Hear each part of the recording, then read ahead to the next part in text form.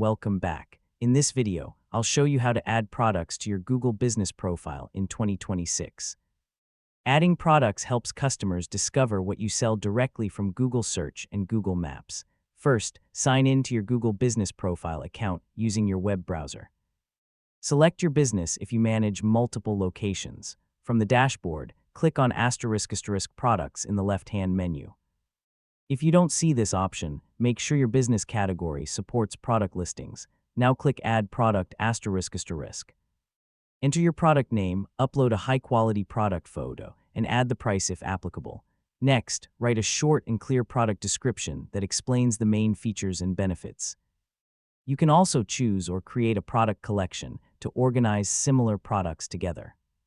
If you have a website where customers can buy the product, add the product link and include a call to action button like **buy***, learn more***, or order online***. After reviewing all the information, click **publish**. Your product will be submitted and should appear on your Google Business Profile after Google's review process is complete. Keep your product list updated by adding new items, changing prices, or removing products that are no longer available. An updated profile helps customers trust your business and can increase sales. That's all for this tutorial. If you found this video helpful, don't forget to like, subscribe, and watch our other Google Business Profile